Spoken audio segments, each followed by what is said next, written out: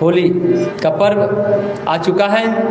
जैसा हम हमेशा बताते हैं, बसंत उत्सव बसंत पंचमी से शुरू होता है, माघ शुक्ल पक्ष पंचमी, जिस दिन माँ सरस्वती का पूजन करते हैं। शीत की ठिठुरन जकड़न चली जाती है, उसके बाद जो उत्साह उल्लास आता है, दरअसल उसी दिन से, बसंत पंचमी के दिन से उसका शुभारंभ हो जाता है। आपको हमने पिछली बार ही बताया था, सबसे प्राचीन मेला भारत में कहा जाता है कुंभ मेला है।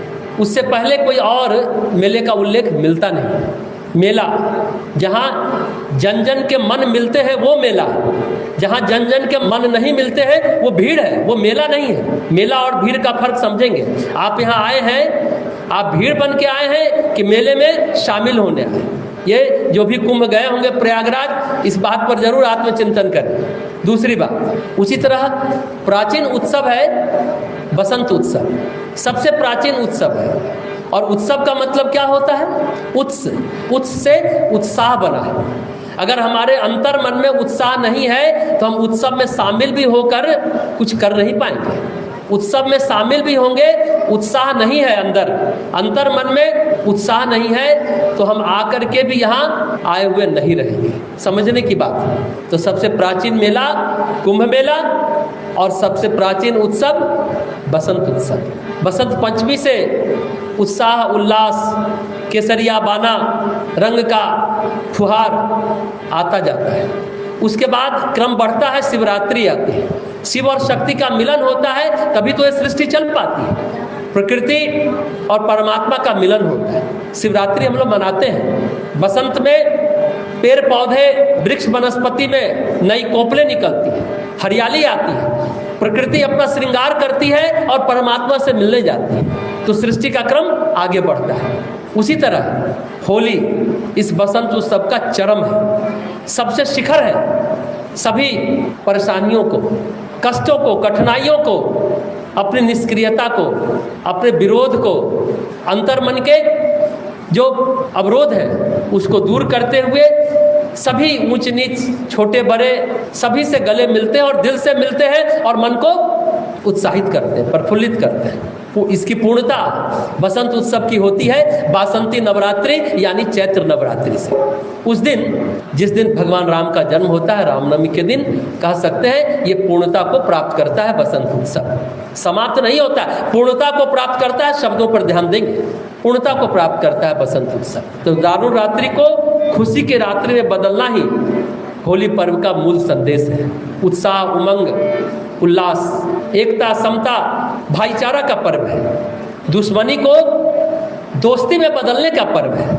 लेकिन एक बात यहाँ याद रखने की है कि वरदान का दुरुपयोग किस तरह अभिशाप बन जाता है, इसे जानने समझने का पर्व है होली। होलिका को वरदान था अग्नि से नहीं जलेगी, पर दुरुपयोग उसको महंगा पड़ गया। होलिका को महंगा पड़ गया, जलकर मर गई। सभी जानते हैं इस कथा को, तो अपनी बुराई, स्वार्थ और अहंकार को इस पर्व में जलाते हैं। इस पर्व में हम जला दें तभी होली मनाना हमारा सार्थक होगा। छल प्रपंच, फरेब, चोरी, बेईमानी सचमुच हमारे सौभाग्य को दुर्भाग्य में बदल देता है। वरदान अभिशाप में बदल जाता है। वरदान की बात चली है ना, इस पर एक प्रसंग की चर्चा हम लोग करते हैं। तो भगवान मनु और शत्रुपा के सामने प्रकट हुए। गोस्वामी जी अपने रामचरितमानस के बालकांड में कहते हैं, भगवान बोले, हम तुम पर प्रसन्न है, जो वर मांगना है मांग लो।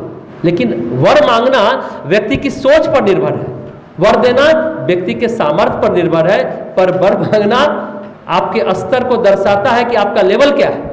हिरण्यकश्यपु ने भी वर मांगा, अमर होने का वर मांगा, पर क्या हुआ? दुरुपयोग का परिणाम क्या हुआ आप सभी जानते हैं। रावण ने भी वरदान मांगा, सर्व विजयी होने का वरदान मांगा, लेकिन जैसा हमने कहा मनु शत्रुपा, मनु ने कहा तपस्या में कि आप ही हमारे यहाँ पुत्र बनकर आए तो राम बनकर पैदा लिए। लेकिन कौशल्या ने क्या मांगा?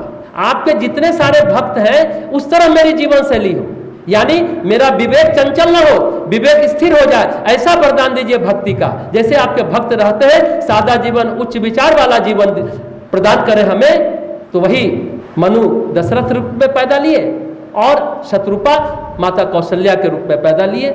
ये बात हम सबों को जानना चाहिए कि वर किसने मांगा। वर मतलब होता है श्रेष्ठ।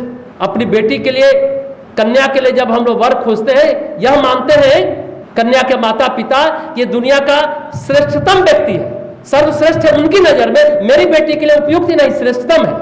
इसलिए कहा था वर और कन्या। वर शब्द का प्रयोग मतलब श्रेष्ठ है, एक वरदान है। वरदान हिरण्यकश्यपु ने भी मांगा, रावण ने भी मांगा, दुरुपयोग किया।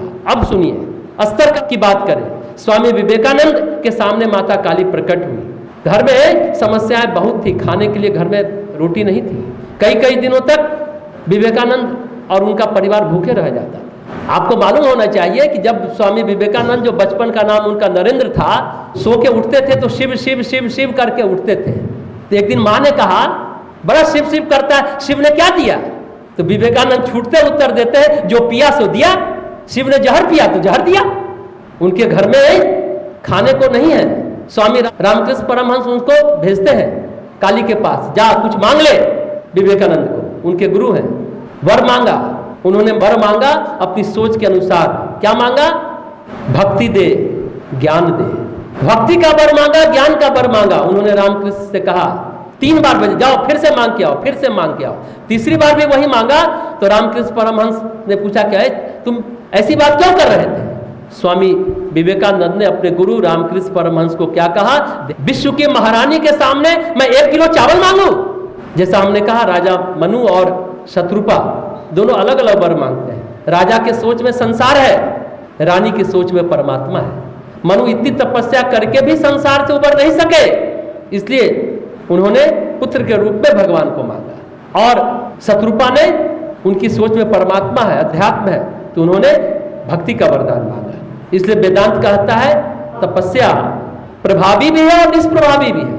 तपस्या ऋषि भी करते हैं और तपस्या राक्षस भी करते हैं। तो बात यह है कि हम आप सच को कितना समझते हैं। दोनों के सोच में, दोनों के वृत्तियों में, दोनों की भावनाओं में गहरा फर्क है। जीव की चेतना और भगवान की चेतना, दोनों की चेतना में, चैतन्यता में, चिंतन में फर्क है। जहाँ भगवान खड़े हैं वहाँ जीवन खड़ा है, क्योंकि उनके साथ जन्म जन्मांतर का संस्कार, जन्म जन्मांतर की कर्म राशि और तपस्या से वर मिल जाए, पर वृत्ति से वर यानी श्रेष्ठ न मांगकर हम हीनता मांग लेते हैं। अपनी वृत्ति के अनुसार, अपने चिंतन के अनुसार, अपनी सोच के अनुसार, अपनी समझ के अनुसार, अपने स्तर के अनुसार वृत्ति का परिशोधन, परिमार्जन अनिवार्य है।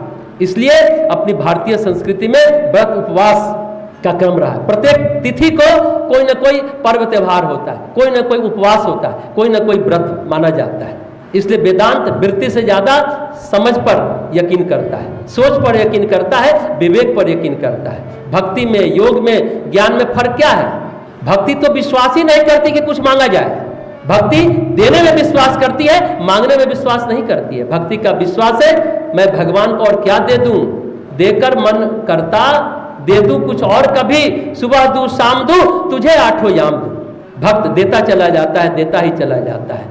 तपस्वी मांगने में विश्वास रखता है, भक्त देने में विश्वास रखता है, तपस्वी मांगने में विश्वास रखता है, योगी विश्वास रखता है चित्त को शुद्ध करने में, और ज्ञानी विश्वास रखता है सही सोच पैदा करने में, सम्यक दृष्टि, सम्यक जीवन, सम्यक वचन, सम्यक कर्म, सही सही समझ लेना। इस ज्ञानी को इस पर विश्वास है। पर तपस्वी को लगता है इतना तप किया, कुछ लाना चाहिए, उसको एक अधूरापन अपनी जिंदगी में लगता है तपस्वी को, इसलिए वो मांगता है, यही सोचता रहता है। तो कहने का अर्थ है होली में हम उत्साह को बढ़ाएं। जब फागुन रंग झमकते हैं तब देख बहार होली की, गुलजार खिले हो परियों के और मजलिस की तैयारी हो, कपड़ों पर रंग के छींटे से खुश रंग अजब गुलकारी हो, मुंह लाल गुलाबी आंखें हो और हाथों में पिचकारी हो।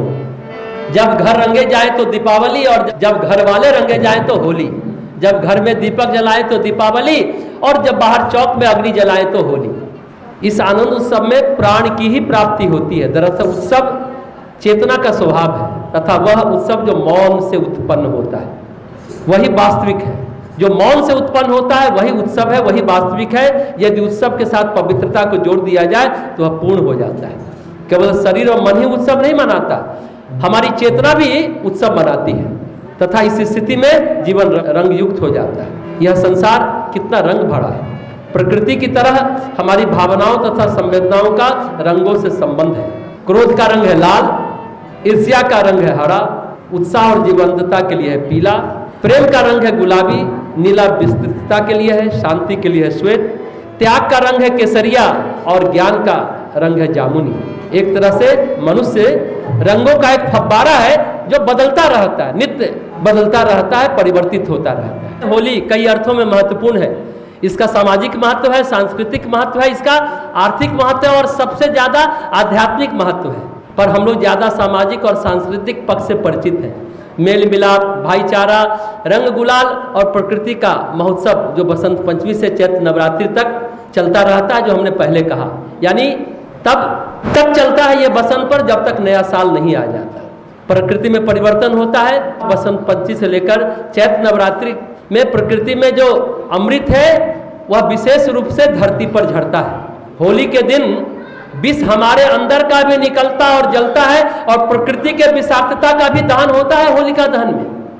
इसलिए होली को महारात्रि यानी शिवरात्रि, मोहरात्रि यानी जन्माष्टमी, कालरात्रि यानी दीपावली से भी ज्यादा महत्वपूर्ण मानते हैं। 4 रात्रि महत्वपूर्ण है। शिवरात्रि यानी महारात्रि, होली यानी दारुण रात्रि, जन्माष्टमी यानी मोहरात्रि और दीपावली काली पूजा यानी कालरात्रि। उसमें सबसे महत्वपूर्ण रात्रि है दारुण रात्रि। दारुण शब्द का प्रयोग बंगला भाषा में कहा जाता है कष्टपूर्ण। सामान्य तौर पर हम लोग बोलते हैं कष्टपूर्ण, पर बंगला में बोलचाल में दारुण शब्द का प्रयोग होता है। दारुण का मतलब बंगला में होता है अतिशय और हिंदी में होता है भयानक, भयावह।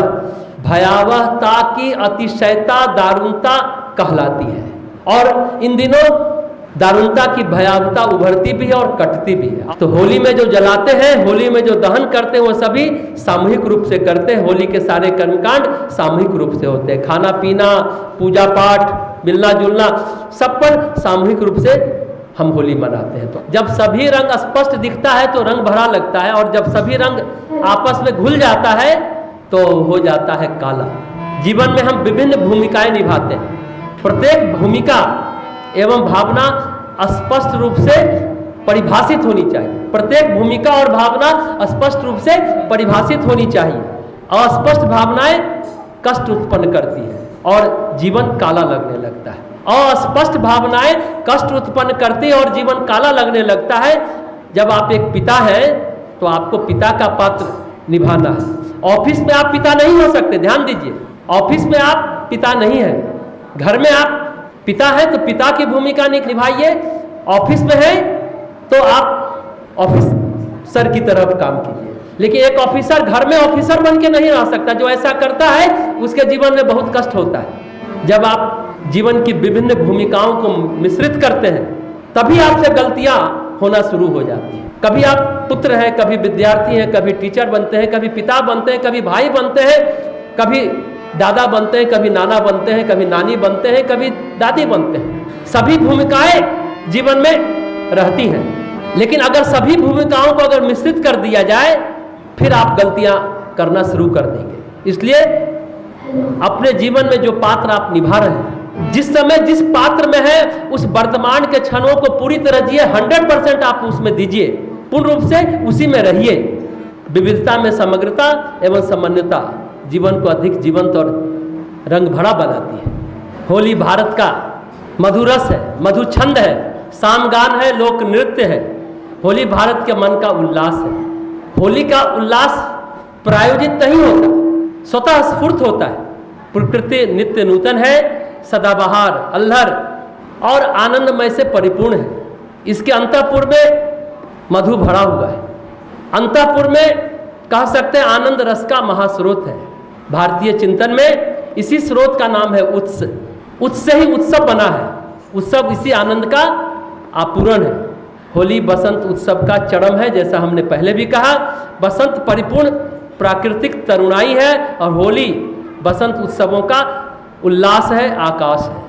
प्रकृति गीत गाए, नाचे, महके और मनुष्य चुप रहे, ऐसा हो ही नहीं सकता।